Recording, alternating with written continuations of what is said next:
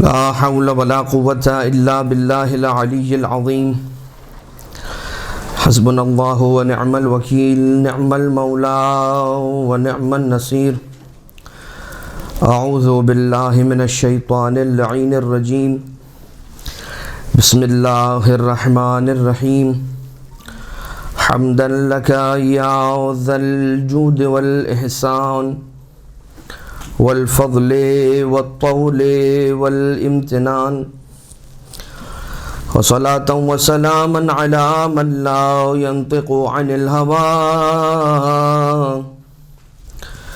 إن هو إلا وحي يوحى حبيب قلوبنا وشفيع ذنوبنا وطبيب نفوسنا مولانا ومولى الثقلين جد الحسن والحسين بالقاسم المصطفى محمد اللهم صل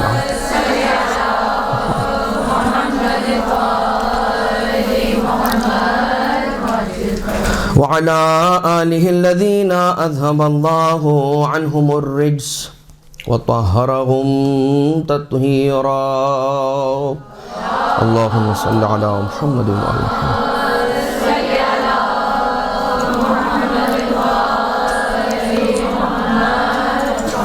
لا سيما على الإمام المنتظر والحجة الثاني عشر واللعنة الدائمة الباقية على أعدائهم ومنكر فضائلهم وغاصب حقوقهم من الأزل إلى قيام يوم الدين أما بعد آج کا جو ہمارا درس کا یہ عنوان ہے انسان کو پروردگار عالم نے ایک مزاج ایک فطرت عنایت کر کے پیدا کیا ہے خلق کیا ہے اور اس کے اندر فجورہا و تقواہا دونوں ہی چیزوں کو پروردگار عالم نے ودیت فرمایا ہے اور دونوں چیزیں ودیت کر دینے کے بعد اللہ نے اپنے بندے کو اکیلا نہیں چھوڑا بلکہ اس کی ہدایت اور رہنمائی بھی فرمائی ہے اور یہ کہتے ہوئے کہ انا ہدیناہ السبیل اما شاکرا و اما کفورا۔ اب ہوتا یہ ہے کہ پروردگار عالم نے جب انسان کو ایک فطرت کے ساتھ جس کو ہم کہتے ہیں کہ ایک ڈیفالٹ ایپلیکیشن ایک ڈیفالٹ سافٹ ویئر ایک فرم ویئر کے ساتھ اللہ نے بندے کو خلق کیا ہے کہ اس کے اندر کچھ چیزیں جو ہیں وہ بلٹ ان موجود ہیں۔ اب یہ جو چیزیں انسان کو اللہ نے بلٹ ان اس کے اندر پٹ ان کر کے اس کے اندر رکھ کے اس دنیا کے اندر بھیجا ہے جن میں اس کی فطرت کے اندر رونا ہے جب بھوک لگے گی جب متوجہ کروانا ہے والدین کو یا اپنے گارجینز کو تو وہ رو کر متوجہ کرواتا ہے من جملہ اس طرح کی بہت ساری چیزیں۔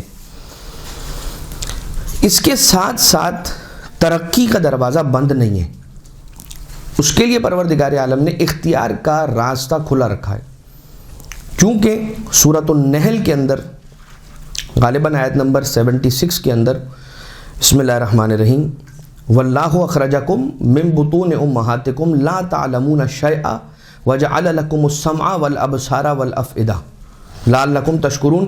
سماعت، بصارت اور افئدہ یہ اللہ نے دے رکھا ہے انسان کو، تو انسان دنیا میں جاہل تو آیا ہے مگر جہالت کے ساتھ اس دنیا سے جا نہیں پائے گا، اس لیے کہ اللہ نے ان کو اس انسان کو وہ ٹولز دے کے بھیجا ہے جو ٹولز آف نالج ہیں اور ڈیولپمنٹ اور سکلز کو بڑھانے کا ایک ذریعہ ہے۔ یہ ساری چیزیں انسان کے سامنے آ جائیں، میں میرا وجود میرے اندر میری فطرت جو مزاج اللہ نے مجھے دے کر بھیجا ہے، اس کے بعد یہ ٹولز یہ آلے کہ جن کو استعمال کرتے ہوئے میں نے علم حاصل کرنا ہے، ترقی اور ارتقاء کی منزلوں کو طے کرنا ہے اور بہتر سے بہتر انسان بننا ہے، پھر اللہ تعالیٰ کا سمجھایا ہوا سکھایا ہوا دین وہ راستہ کہ جسے ہم دین مبین اسلام کہتے ہیں، یہ علم ہے، ٹھیک ہے نا، یہ علم ہے۔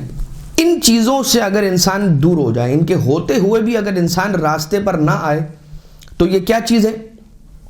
جہالت۔ جہالت کیوں ہے؟ کیونکہ مجھے پتا ہے کہ یہ چیزیں اللہ نے دی ہیں، اس کے باوجود بھی میں کیا کرتا ہوں؟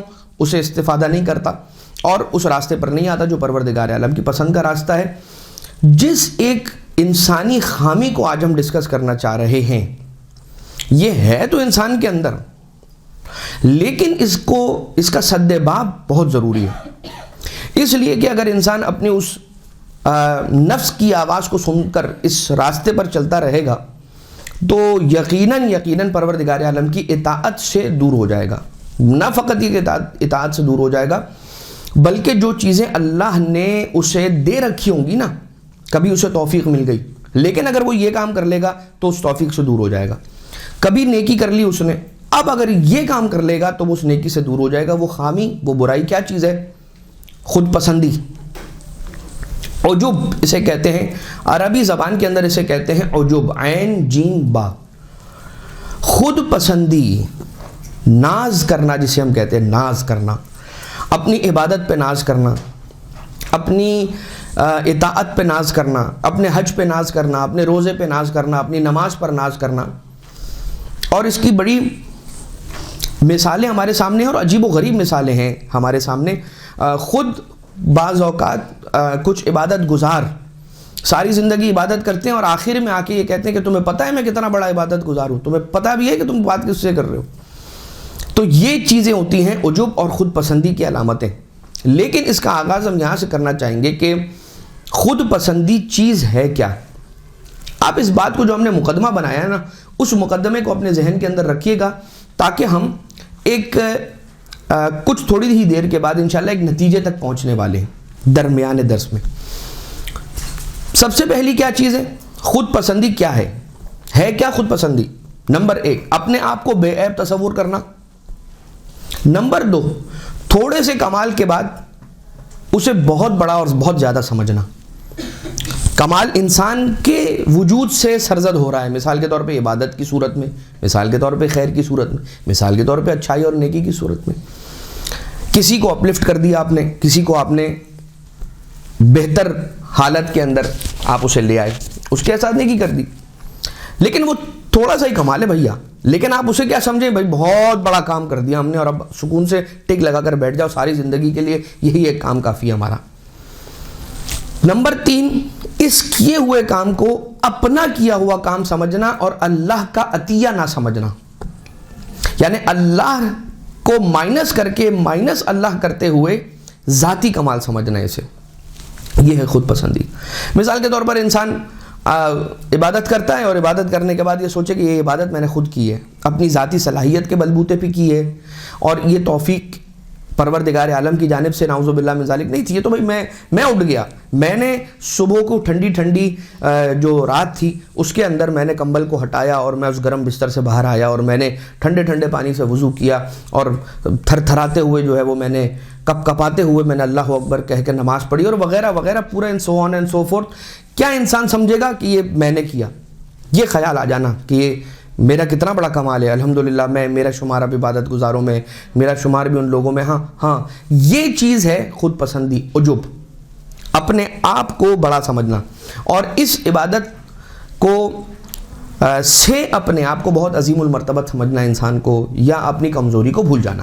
نمبر 1، اس بارے میں خود پسندی ہوتی کیا ہے، اس کے بارے میں 2 ہمارے بڑے جید علماء، ایک شیخ بہائی رحمۃ اللہ تعالیٰ علیہ اور ایک علامہ مجلسی رحمۃ اللہ تعالیٰ علیہ، یہاں پر خود پسندی، ان کے یہاں پہ خود پسندی کا مفہوم اور اس کی تعریف کیا بیان کی گئی ہے وہ آپ کی خدمت میں عرض کرتے ہیں. انسان اپنے کام کو کیا سمجھے؟ بہت بڑا کام سمجھے اور اس پر خوش ہو کر ناز کرے، نمبر 1، اور یہ یقین رکھے کہ اس سے کوئی غلطی سرزد نہیں ہوئی، یعنی یہ سمجھ لے کہ یہ پرفیکٹ ہے جو میں نے کیا ہے. بہت سے افراد کے جو وسواس کے مرض کے اندر مبتلا ہوتے ہیں وہ کہیں نہ کہیں چھپے ہوئے انداز سے خود پسندی کا شکار ہو چکے ہوتے ہیں یا ہونا چاہ رہے ہوتے ہیں، اور وہ یہ چاہتے ہیں کہ بھائی ہماری نماز بالکل ایسی ہو کہ جیسے 14 معصومین کی نماز ہوئی تھی ایسی پرفیکٹ نماز ہو. شاید ہمارا قالب وہ قالب ہے ہی نہیں کہ جس سے اس طرح کی عبادت سرزد ہو جائے، اس لیے کہ ہماری خلقت اس بیس پر نہیں ہوئی ہے. ٹھیک، اچھا، تو یہ ایک کیا کہ انسان اپنے آپ کو بہت بڑا، اپنے چھوٹے سے کام کو بڑا کام سمجھے، اس پر خوش ہو کر ناز کرے، اور کیا یہ یقین رکھے کہ اس سے کوئی غلطی سرزد نہیں ہوئی یا نہیں ہو سکتی. ہاں، اب وہ اس کے اندر ایک ایکسیپشن یوں کر کے بیان کرتے ہیں، البتہ اگر کوئی نیک کام کرنے کے بعد ذہنی طور پر انسان کو خوشی ہو رہی ہو اور اس کی توفیق ملنے پر اللہ کا شکر ادا کرے اور اس اچھے کام کو اللہ کی طرف پلٹائے اور اس میں اضافے کی اللہ سے دعا کرے، یہ خود پسندی نہیں ہے۔ بات واضح؟ جی ہاں، کہ انسان کوئی اچھا کام، کوئی نیک کام کر کے دل میں جو خوش ہوتا ہے نا کہ یہ پروردگار عالم نے مجھے توفیق دی کہ میں یہ عبادت کر سکا، آج مجھے اتنا اچھا لگ رہا ہے کہ میں اول وقت نماز پڑھ رہا ہوں، تو یہ پروردگار عالم سے انسان جوڑ رہا ہے اس اپنے اچھے کام کو، اپنی ذات کی سے نہیں جوڑ رہا، تو یہ خود پسندی نہیں ہے۔ اب آ جائیے شیخ بہائی نے کیا کہا اس حوالے سے، تقریباً ملتی جلتی ہی بات ہے، اور ان کا کہنا بھی یہی ہے کہ کوئی کام کر کے اس لیے خوش ہو کہ اللہ نے اسے توفیق دی تھی، اور اس کے ساتھ یہ اندیشہ بھی ہو کہ ممکن ہے کہ اس کے اندر کوئی گڑبڑ، کوئی کمی، کوئی بیشی ہو چکی ہو۔ یہی وجہ ہے کہ ہمارے پاس دعا ہے تعقیبات نماز کے اندر کہ الہی حاذہی صلاتی صلیتھا لا لحاجت منک الیہا ولا رغبت منک فیہا الا تعظیما وطاعتا واجابتا لک الی ما امرتنی بہ۔ اے خدا، میں نے اپنے حاجتوں کی برآوردگی کے لیے نہیں نماز پڑھی ہے، یہ اس لیے پڑھی ہے کہ تو نے حکم دیا تھا کہ نماز پڑھنی ہے، لہٰذا میں نماز پڑھ رہا ہوں۔ اجابتا لک الی ما امرتنی بہ، تیرے امر کی اجابت کے لیے، تیرے حکم کی بجاوری کے لیے، اسے پورا کرنے کے لیے، تیرے حکم کو پورا کرنے کے لیے، لکا الی ما امرتنی بہ، جو تو نے کیا مجھے، الہی ان کان فیہا خلل او نقص من رکوعہا او سجودہا، اے خدا اگر میری اس نماز کے اندر کوئی خلل تھا، اس کے رکوع کے اندر کوئی خلل تھا، اس کے سجود کے اندر کوئی خلل تھا، اس کے قیام کے اندر، اس کے قعود کے اندر کوئی خلل تھا، فلا تؤاخذنی وتفضل علی بقبولک والغفران، اپنے قبول کے ذریعے سے، میری اس نماز کو قبول کرنے کے ذریعے سے، اور اگر مجھ سے کوئی غلطی اور کوئی خلل اس نماز کے اندر ہو گیا تو اس کو معاف کرنے کے ذریعے سے مجھ پر فضل فرما، انک علی کل شیء قدیر۔ یہ تعقیبات نماز کے اندر یہ دعا موجود ہے، مفاتیح الجنان کے اندر آپ دیکھ سکتے ہیں۔ خیر، تو شیخ بھائی نے اس انداز سے کہا کہ اللہ سے اور توفیق مانگے نیک کام کی، تو کوئی ایسا اس کے اندر مذائقہ نہیں ہے۔ لیکن اگر یہ تصور کرنے لگے کہ جو اس نے اپنے اختیار سے کیا ہے، اس نیکی کو انجام دیا ہے، یا اس کے اندر پروردگار عالم کا کوئی عمل دخل نہیں ہے اور وہ اس وجہ سے قابل احترام ہو گیا اور نعوذ باللہ من ذالک خدا پر احسان کر رہا ہے، تو پھر یہ عجب ہے۔ اور بس اس کو مختصراً اتنا سمجھ لیجئے کہ اگر کوئی یہ کہے کہ بھائی میں ایسا ہوں اور میں ویسا ہوں، تو پھر اسے خود پسندی کہا جائے گا۔ یعنی کہ یہ کس کا الٹ ہو گیا؟ یہ حلم اور بردباری کا الٹ ہو گیا، یہ تواضع اور انکساری کا الٹ ہو گیا۔ اب اگر جب ہم یہ کہتے ہیں کہ حلم اور بردباری کا الٹ ہو گیا، تواضع اور انکساری کا الٹ ہو گیا، اپوزٹ ہو گیا، تو اس کے معنی کیا ہوئے کہ یہ کیا کس چیز کے بہت قریب قریب آ کر محسوس ہونے لگی یہ چیز، خود پسندی؟ تکبر۔ بہترین، تکبر۔ یہ تکبر تو نہیں ہے، لیکن اس کی وجہ سے تکبر انسان کے دل میں پیدا ہوتا ہے۔ یعنی جو چیز تکبر کا بیج ہے نا، اسے خود پسندی کہتے ہیں۔ ٹھیک، اچھا اب یہ عین ممکن ہے کہ سوال ذہن میں آ رہا ہوگا کہ اب کیا ہم عبادت کر کے خوش بھی نہ ہوں؟ اسی لیے ابتدا کے اندر یہ بات بیان ہو گئی کہ انسان خوش ہو، عبادت کرنے کے بعد خوش ہو، یہ جو خوشی ہے انسان کی عبادت کے بعد، یہ خود بہت ایک اچھی علامت ہے۔ تو پھر پرابلم کیا ہے؟ What is the difference between خود پسندی اور عبادت پر خوشی؟ کیا ڈفرنس ہے؟ ڈفرنس یہ ہے کہ عبادت کرنے کے بعد اپنا کمال سمجھنا اور ہے، عبادت کر کے اسے اللہ ہی کی دی ہوئی ایک توفیق سمجھنا اور ہے۔ یہی وجہ ہے جناب سیدہ سلام اللہ علیہا کے بارے میں یہ ملتا ہے،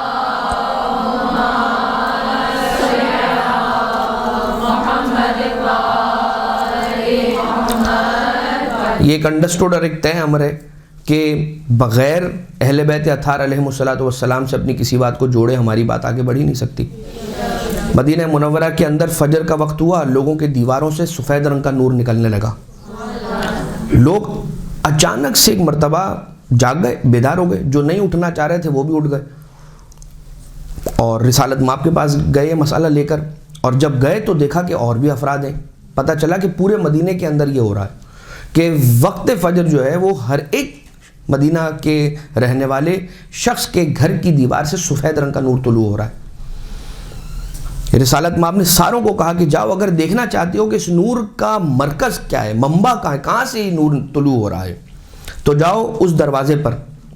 اور وہ دروازہ تھا جناب سیدہ سلام اللہ علیہا کے گھر کا دروازہ. اللہم صلی علی محمد و آل محمد.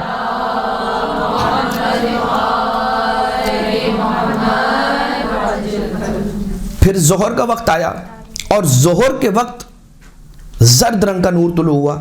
پھر سے جناب سیدہ کا دروازہ دکھایا رسول نے. پھر مغرب کا وقت آیا، سرخ رنگ کا نور طلوع ہوا. رسالت مآب نے پوچھنے والوں کو پھر رسول کی بیٹی کا جناب سیدہ سلام اللہ علیہا کے گھر کا دروازہ دکھلایا. اور ایک مرتبہ ایک روایت ہے، غالباً یہی روایت نہیں ہے، ایک دوسری روایت ہے کہ جب جناب سیدہ سلام اللہ علیہا مصلی عبادت پر کھڑی ہوتی تھی. اچھا، اس روایت کا تتمہ بھی یہی ہے. کیا تتمہ ہے کہ بھائی یہ نور کیوں طلوع ہوتا تھا؟ اس لیے کہ جب رسول اکرم کی بیٹی دختر رسول جب مصلی عبادت پر آتی تھی فجر کے وقت تو سفید رنگ کا نور طلوع ہوتا تھا، جب ظہر کے وقت آتی تھی زرد رنگ کا نور طلوع ہوتا تھا، جب مغرب کے وقت تشریف لاتی تھی تو سرخ رنگ کا نور طلوع ہوتا تھا.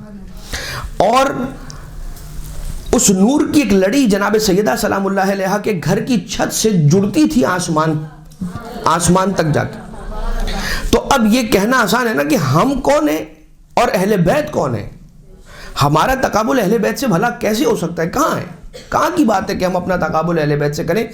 ہم وہ ہیں کہ جو اپنی نمازوں کے ذریعے سے اپنے آپ کو نورانی کرتے ہیں. سیدہ وہ ہیں کہ جن کی نمازوں سے زمین اور آسمان نورانی ہو جاتے ہیں. سلام اللہ علیہ. اللہم صلی علی محمد و آل محمد.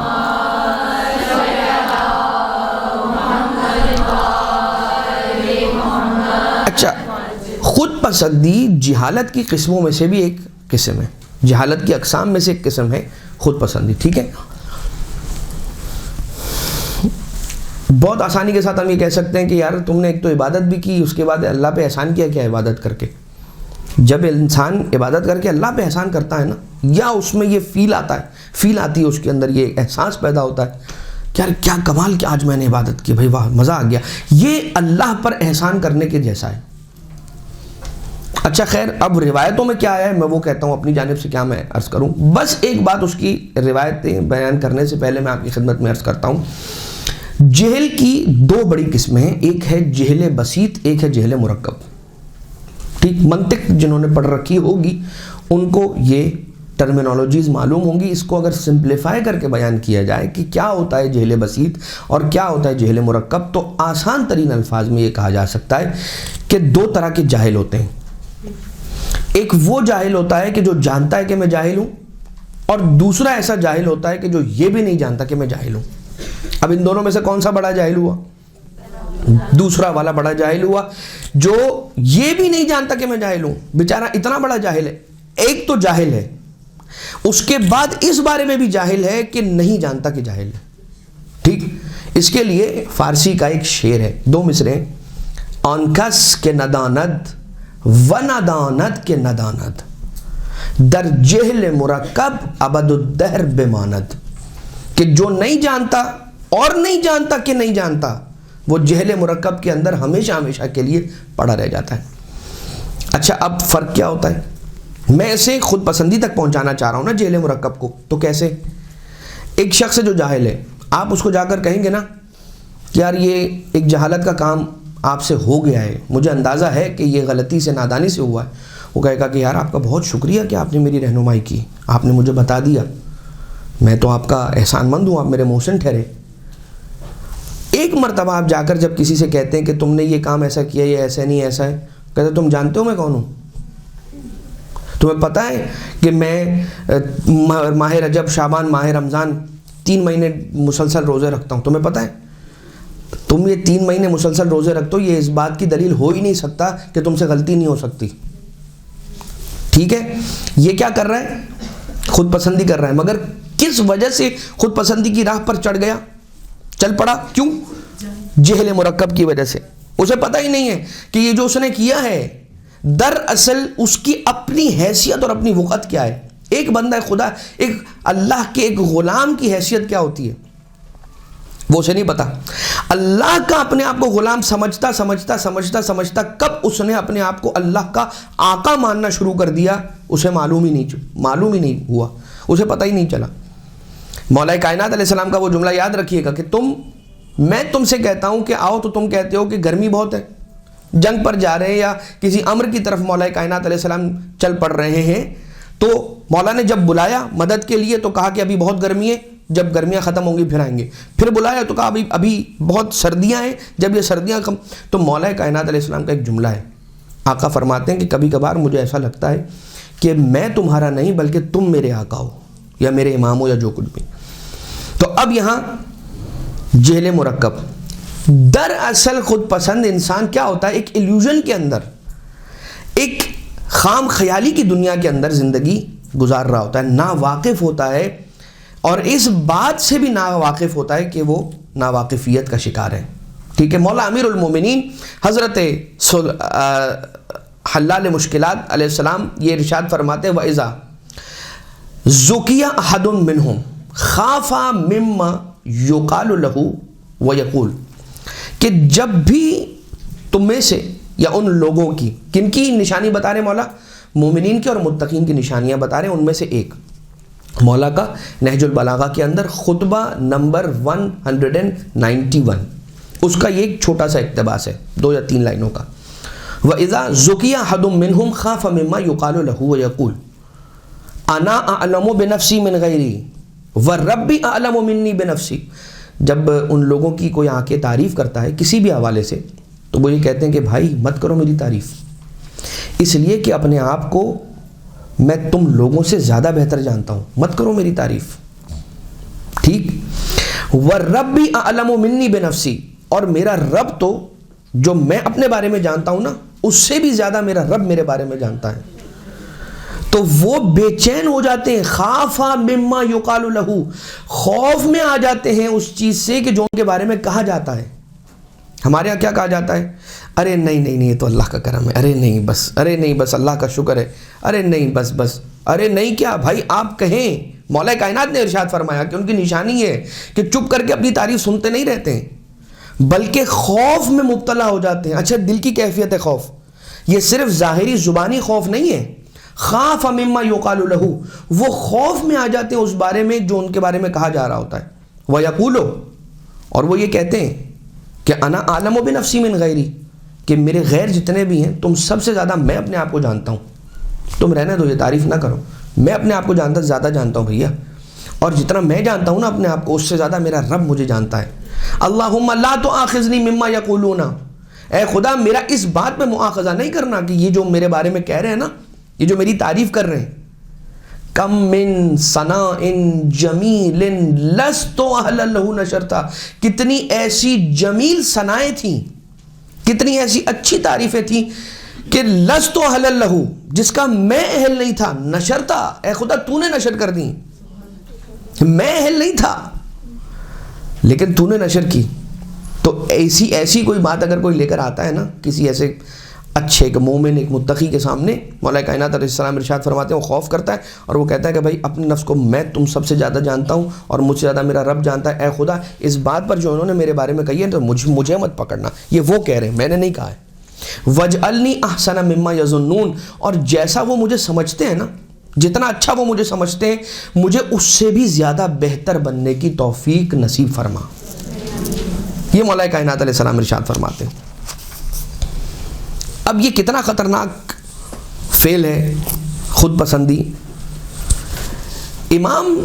حضرت امام جعفر صادق علیہ السلام ارشاد فرماتے ہیں،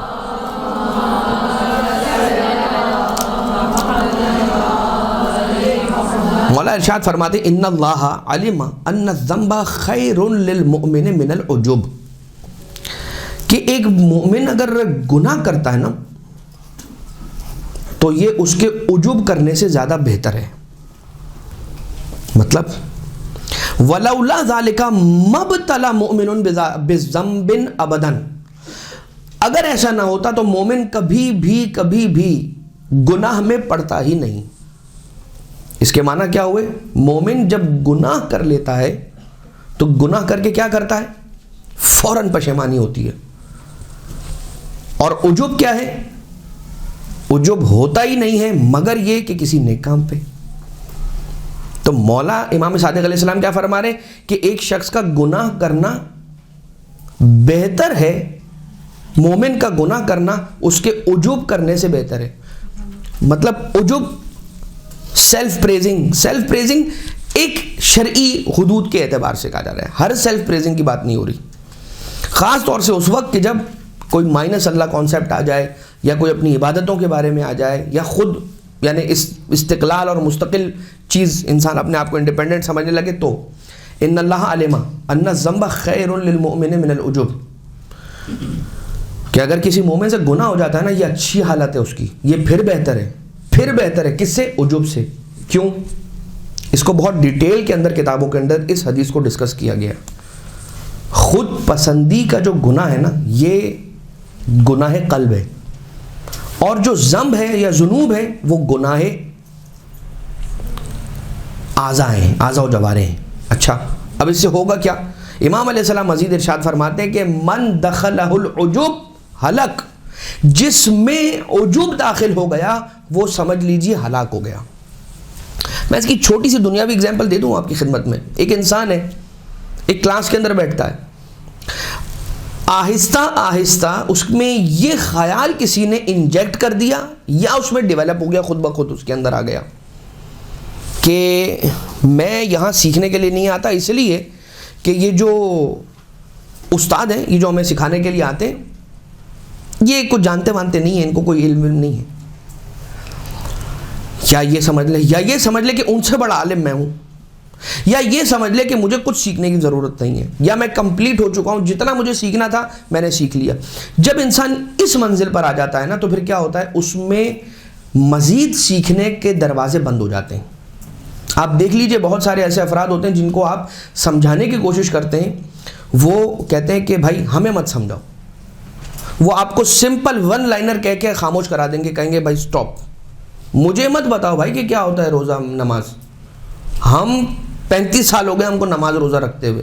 تو 35 سال ہو گئے وہ تو بات ٹھیک ہے، لیکن کیا اس بات کا امکان ہے کہ آپ کا وضو غلط ہو؟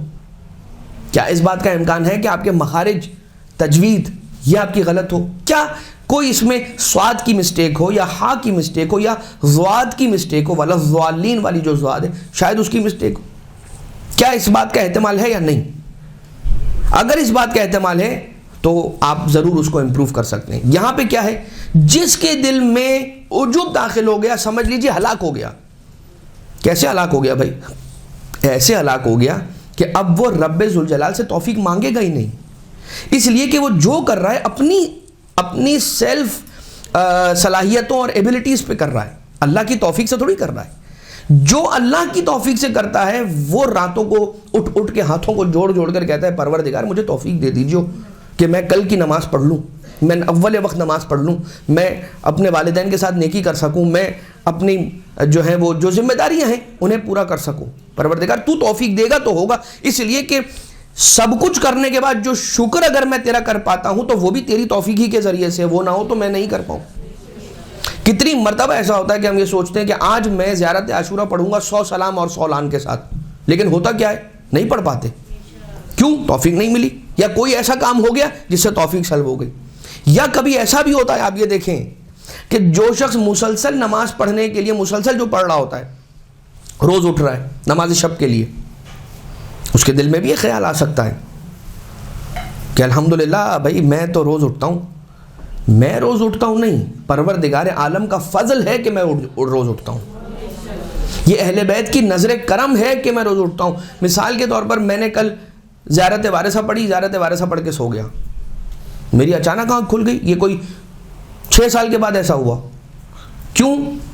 ایک حوالہ ہے درمیان میں، اہل بیت اطہار کی مدد آپ کے شامل حال ہو گئی. کیوں؟ کیونکہ آپ کو 6 سال بعد یاد آ گیا کہ زیارت وارثہ پڑھنی ہے، شب جمعہ تھا، آپ نے وہ پڑھی، پروردگار عالم کو پسند آ گئی آپ کی یہ بات، آپ کو اس نے ایک اور توفیق دے دی، اس کے انعام میں آپ کو ایک اور توفیق دے دی. تو وہ جو آپ نے کل رات میں زیارت وارثہ پڑھی، تو وہ بھی کیا آپ کے اپنے ذہن کے اندر آ گئی اور آپ کی اپنا کمال تھا. وہ یہ ذہن میں کس نے ڈالا آپ کے؟ جو 6 سال تک نہیں تھا آپ کیسے آ گیا اچانک؟ اب یہ پوری ایک چین ہے، آپ اس کو دیکھتے چلے جائیے، اس کے پیچھے یقیناً کوئی نیک عمل ہوگا کہ جس کی وجہ سے آپ کو ایک دوسرا نیک عمل، ایک چین بنائیے. تو ہر چیز کو اللہ سے جوڑتے چلے جائیے. یہ خود شکر کی قسموں میں سے اور ایک قسم ہے کہ اللہ کی دی ہوئی توفیق پر شکر کرنا. اور جب انسان کسی اللہ کی دی ہوئی نعمت پر شکر کرتا ہے لئن شکرتم لازیدنکم، تو جیسے جیسے آپ اللہ کی دی ہوئی چاہے توفیق کی صحیح، مگر تحفہ توفیق پر اس کا آپ نے شکر کیا تو آپ کے اس توفیق کے اندر اضافہ ہو جائے گا. آپ کو بہت زیادہ توفیق ملنے لگے گی نیک کام کرنے کی. ایک شخص سے بیٹھا ہوا ہے، چاہے وہ حرم مولا امیر کائنات علیہ السلام میں بیٹھا ہوا ہے یا علیہ الصلاۃ والسلام،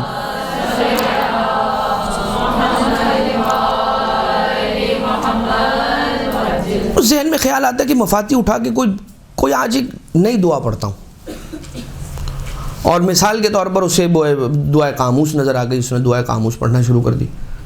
تو یہ توفیقات میں سے ایک چیز ہوتی ہے جو اللہ کی جانب سے توفیق آتی ہے. اب آ جائیں ایک الکافی کے اندر، ٹھیک ہے. الکافی کے کون سے حصے کے اندر؟ الکافی کے تو مختلف جلدیں ہیں. الکافی کی اصول والے حصے کے اندر کیا ہے؟ مولا علیہ الصلوۃ والسلام ارشاد فرماتے ہیں ایک بندہ گناہ کر کے پشیمان ہوا اور دوسرا نیکی کر کے خود پسندی میں مبتلا ہو گیا. اب ایک بندہ ہے اس نے گناہ کیا لیکن گناہ کرنے کے فوراً بعد اسے افسوس ہوا، اور یہ صرف دکھاوے والا افسوس نہیں، حقیقی افسوس. اور دوسرے نے نیکی کی لیکن نیکی کرنے کے بعد خود پسندی میں مبتلا ہو گیا. تو اب ان دونوں میں سے کون بہتر ہے؟ امام علیہ السلام فرماتے ہیں وہ بہتر ہے کہ جو گناہ تو کر گیا لیکن اس کے بعد اسے افسوس ہوا کہ مجھ سے کیوں ہوا. ٹھیک. اس کے لیے ایک واقعہ بھی ملتا ہے کہ دو افراد مسجد کے اندر داخل ہوئے اور مسجد کے اندر گئے. امام باقر علیہ السلام ارشاد فرماتے ہیں کہ امام جعفر صادق علیہ السلام نے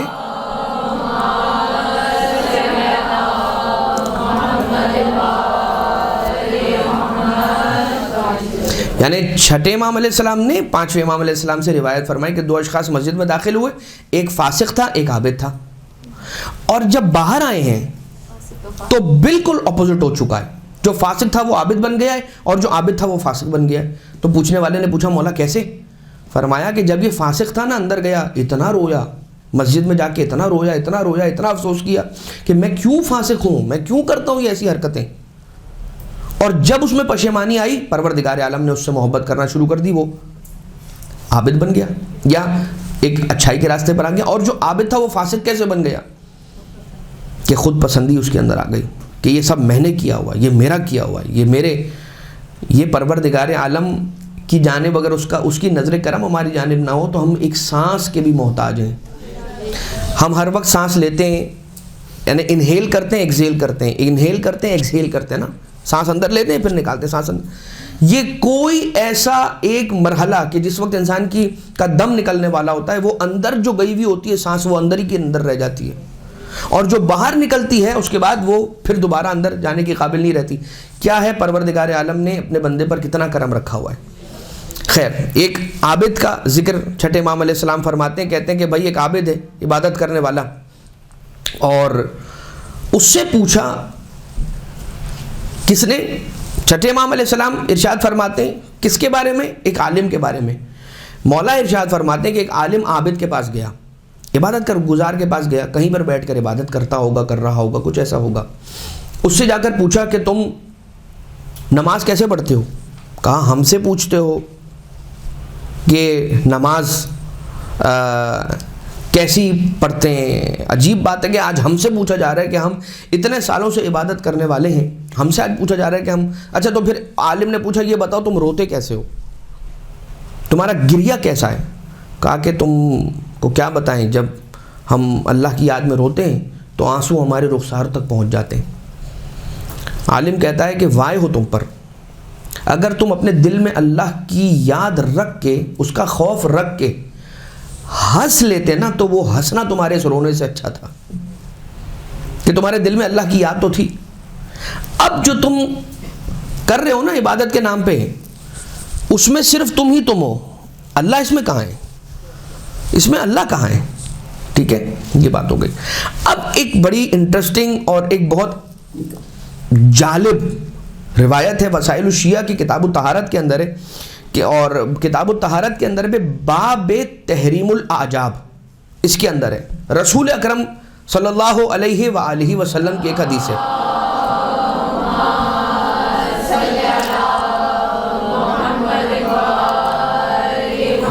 ان من عبادی سے شروع ہوتی ہے کہ رسول فرماتے ہیں کہ کچھ ایسے لوگ ہیں کہ جو اللہ کے بندوں میں سے ہیں کہ جو رات کو اٹھ کر عبادت کرنے کے لیے بہت کوشش کرتے ہیں. فَيَجْتَهِدُ لِيَ اللَّيْلِ فَيَتْعَبُ نَفْسَهُ فِي عِبَادَتِي, اپنے نفس کو بہت تعب دیتے ہیں. فَيَقُومُ مِنْ رِقَادِهِ وَلَذِيذِ وِسَادِهِ, اور اپنے گرم بستروں کو چھوڑتے ہیں اور مزیدار نیند کو بھگاتے ہیں اور اٹھ کر اللہ کی عبادت کے لیے آتے ہیں.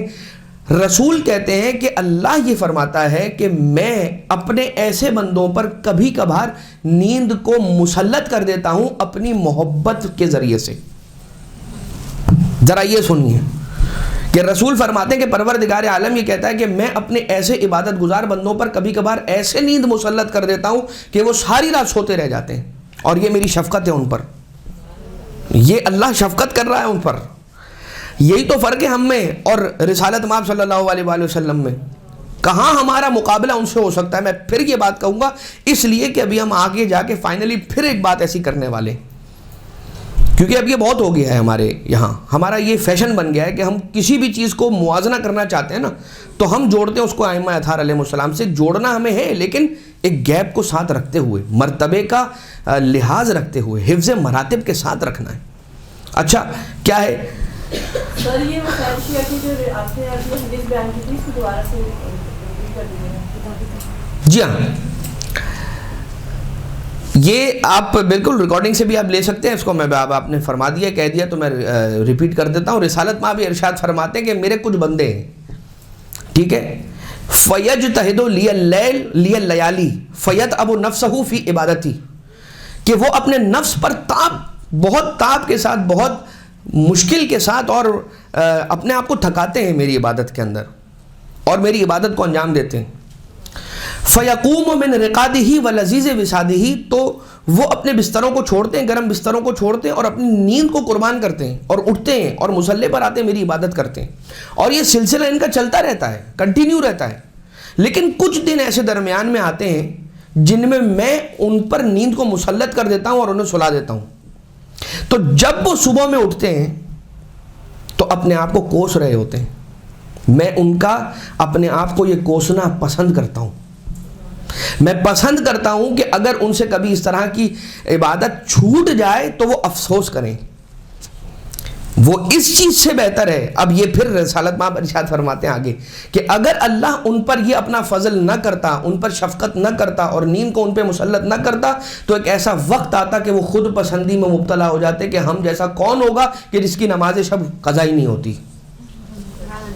ٹھیک, یہ اور بات ہے کہ مسلسل پڑھتے رہنا اور اس کے بعد خود پسندی نہ کرنا, یہ ایک اس سے بہتر سٹیج ہے. لیکن رسالت مآب فرماتے ہیں کہ اگر کوئی شخص اس طرح سے عبادت کرتا ہوا درمیان میں کبھی اس پر نیند مسلط ہو جائے اور وہ سو جائے تو یہ اللہ کی شفقت سمجھ کر اپنے آپ کو اسی راستے پر رکھے عبادت کے. یہ انسان کے ساتھ کرتا ہے خدا کہ سلا دیتا ہے, اور اپنے حبیب کو سلاتا نہیں ہے. اپنے حبیب کو کہتا ہے یا ایھا المزمل یا ایھا المدثر قم فانذر یا ایھا المزمل قم اللیل الا قلیلا. رات میں آپ جاگا کریں لیکن تھوڑا کم. ٹھیک, تو پروردگار عالم. اب آ جائیے حضرت عیسیٰ علیہ السلام. حضرت عیسیٰ علیہ السلام جا رہے ہیں. اچھا, حضرت عیسیٰ علیہ السلام کی شریعت کے اندر کیا تھا؟ سیر و سیاحت ان کی شرع کے اندر واجب تھی. ان کی شریعت کے اندر فرض تھا لوگوں کا سیر و سیاحت کرنا. ٹورزم جو تھی سمجھ لیجئے کہ وہ حضرت عیسیٰ علیہ السلام کی شریعت کے اندر کیا تھی؟ واجب. اب بہت سے لوگوں کو حضرت عیسیٰ علیہ السلام کی شریعت میں جانے کا بہت دل کرے گا, لیکن وہاں نہ جائیں. اللہ نے بہتر شریعت کے اندر رکھا ہے, تو یہاں سیر و سیاحت کے لیے وہاں جانے سے بہتر ہے سیر و سیاحت کو اسی شریعت میں لے آئیے. اس طرح شریعت میں لے آئیے, ایڈ کر دیجئے. نہیں کہا جا رہا کہ ضرور انسان اسے اپنی زندگی کا حصہ بنائے, کہ جتنا انسان سفر کرتا ہے اس سے سیکھتا ہے. لیکن اذان محترم حضرت عیسیٰ علیہ السلام روانہ ہوئے. ایک ساتھ ان کے ساتھیوں میں سے ایک ساتھی تھا, ساتھ چل رہا تھا, چھوٹے قد رکھنے والا تھا. دریا کنارے پہنچے, اللہ کا نام حضرت عیسیٰ علیہ السلام نے اپنی زبان پر جاری کیا اور پانی پر چلنا شروع کیا. وہ شخص جو حضرت عیسیٰ کے ساتھیوں میں سے تھا اس نے یہ منظر دیکھا. ایک مرتبہ اس نے بھی اسی طرح سے, اب ظاہر سی بات ہے حضرت عیسیٰ علیہ السلام کی ہم نشینی میں ہے تو کچھ تو سیکھ لیا ہوگا اس نے, تو اس یقین کے ساتھ اس نے ایک مرتبہ کہا, اللہ کا نام لیا, پڑھا, اور وہ بھی پانی پر چلنے لگا جیسے حضرت عیسیٰ علیہ السلام چل رہے ہیں.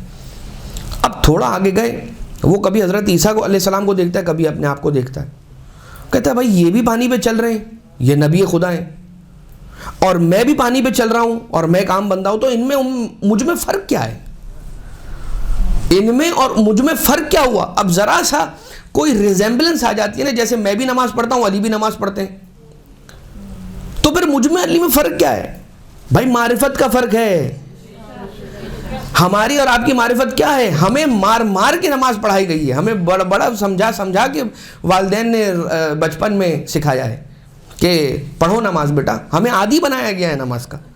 اور وہ جن کی جبلت کے اندر پروردگار عالم کی عبادت جاگزی ہے, ودیت ہے.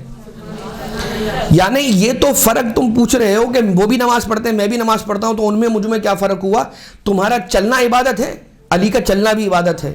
تمہارا ٹھہر جانا عبادت ہے, علی کا ٹھہر جانا بھی عبادت ہے. تمہارا بولنا عبادت ہے, نہیں, علی کا بولنا بھی عبادت ہے. تمہارا خاموش رہنا عبادت نہیں, علی کا خاموش رہنا بھی عبادت ہے. تمہارا میرا تلوار چلانا عبادت نہیں, علی کی تلوار کی ایک ضربت یوم خندق افضل ہے من عبادت ثقلین. تو اپنا تقابل ان سے نہ کرو کہ جن سے تمہاری کمپیریزن کا کوئی کوشچن ہی نہیں ہے. یہ اللہم صلی علی محمد و آل محمد.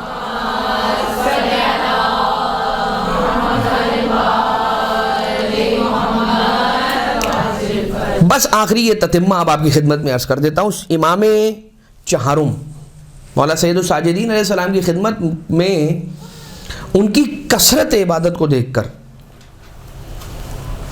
ایک مرتبہ جناب جابر آئے. اچھا, جناب فاطمہ کون؟ جو کہ مولا کائنات علیہ الصلوۃ والسلام کی اولاد میں سے ایک ہیں اولاد, جناب فاطمہ.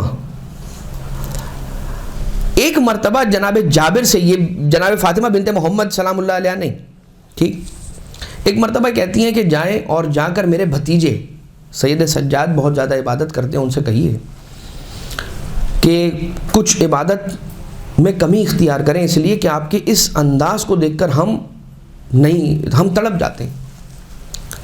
شدت گریہ اور حضرت مولا سجاد علیہ السلام کی عبادتوں کا انداز کہ جتنے اعضائے سجدہ تھے سب پر گٹھے ہو جاتے تھے. اچھا, اسے کیا کہتے ہیں؟ ذو صفنات, وہ صفنات ہو جاتے تھے مولا کے اعضائے سجدہ پر. تو جب جابر آئے اور آنے کے بعد کہا کہ اے مولا, یہ سب آپ پر تو جنت واجب ہے, آپ کے چاہنے والوں تک پر جنت واجب ہے, تو پھر آپ یہ اتنی زیادہ عبادت. کہا تو تم کیا چاہتے ہو کہ میں اللہ کا شکر گزار بندہ بھی نہ بنوں؟ دیکھیں مولا ہیں یہ مولا. اس کے بعد پھر فرمایا کہ رسول اللہ سے بڑھ کر اور کون ہوگا؟ انہوں نے تو کبھی عبادت کو ترک نہیں کیا, لہٰذا یاد رکھو میں اسی طرح سے اپنے آبا و اجداد کی سنت پر چلتے ہوئے عبادت کرتا رہوں گا یہاں تک کہ میں مر جاؤں گا. یہ کہا مولا سجاد علیہ السلام نے. اس کے بعد ایک مرتبہ امام محمد باقر علیہ السلام نے اپنے بابا مولا سید سجاد علیہ السلام اللہم صلی علی محمد و آل محمد, آقا کو دیکھا اور دیکھ کر رو پڑے. مولا نے پوچھا کہ بھائی کیوں رو رہے ہو؟ کہا بابا آپ کی اس انداز عبادت کو دیکھ کر میرا دل تڑپ گیا. مولا نے کچھ نہ فرمایا. کہا جاؤ وہ کوئی کتاب کی جس میں ہمارے جد مولا امیر المومنین علیہ السلام کی عبادت کا ذکر ہو, اگر وہ مل جائے تو لے آؤ. اور امام باقر علیہ السلام تشریف لے گئے اور ایک کتاب لے کر آئے جس کے اندر مولا کائنات علیہ السلام کی عبادت کا احوال اور اس کی کیفیت لکھی ہوئی تھی. اس کتاب کو کھول کر پڑھا. اب مولا سجاد علیہ السلام رونے لگے اور کتاب کو بند کیا. روایت کہہ رہی ہے کتاب کو بند کیا اور ایک جانب رکھا اور کہا میں کہاں امیر المومنین جیسی عبادت کر سکتا ہوں, میں امیر المومنین جیسی نماز کہاں پڑھ سکتا ہوں. یہ کہہ کر کتاب بند کر کے رکھ دی. کیا فرماتے ہیں کہ یاد رکھو اب علی وہ کہ جن کی عبادت کا تقابل سید سجاد علیہ السلام کہہ رہے ہیں میں بھی نہیں کر سکتا, ٹھیک, بس یہ بات یہاں پر ختم ہو گئی. آخری ایک بات، ہارون الرشید والا واقعہ تو آپ کو ضرور یاد ہوگا کہ ہارون الرشید کے پاس ایک وائس، اب کچھ کتابوں میں وائس کے نام سے آیا ہے، کچھ کتابوں میں آیا کہ بہلول نے آ کے سوال کیا کہ ہارون یہ بتا کہ کسی صحرا میں ہو اور پیاس کی اتنی شدت ہو کہ پیاس سے مرنے والا ہو تو کتنی قیمت دے کر وہ پانی خریدے گا کہ جو تیری جان بچا لے جائے؟ کہا اپنی آدھی سلطنت دے دوں گا. کہا کہ اچھا جب پانی پی لے گا تو رفع حاجت کی خواہش ہو جائے گی، اور اتنی سخت طرح سے تجھے حاجت ہو جائے کہ اگر رفع حاجت کے لیے نہ گیا اور وہ پانی جو تیرے گردوں کے اندر موجود ہے وہ تیرے وجود سے باہر نہ آئے تو مر جائے گا، تو اب اس کی کیا قیمت دے گا؟ کہا باقی آدھی سلطنت بھی دے دوں گا. تو وہ شخص کہتا ہے چاہے بہلول ہو یا کوئی واعظ ہو کہ اے بادشاہ ہارون، وہ سلطنت کی جس کی قیمت کل ایک پانی کا گلاس ہو، کہ جسے ایک مرتبہ خریدنے کے لیے آدھی رقم دے رہا ہے اور اس کے بعد اس کے اخراج کے لیے آدھی قیمت دے کر ختم کر رہا ہے، اس پر عجب اور اس پر خود پسندی اور اس پر غرور اور تکبر کیسا؟ اس دعا کے ساتھ کہ پروردگار ہمیں اپنا خالص بندہ بننے کی توفیق عنایت فرمائے، اہل بیت اطہار علیہ السلام کی حیات اور ان کی عبادت کو اپنے لیے نمونہ عمل ہمیں بنانے کی توفیق عنایت فرمائے، جیسا خدا و رسول و اہل بیت علیہ السلام ہمیں دیکھنا چاہتے ہیں ویسا ہمیں بننے کی توفیق نصیب ہو. صاحب الامر والعصر والزمان آقا کے ظہور میں تعجیل فرمائے، ہمیں آقا و مولا کے اعوان و انصار میں شمار فرمائے. ربنا تقبل منا انک انت السمیع العلیم بجاہ محمد و آلہ الطیبین الطاہرین. صلی اللہ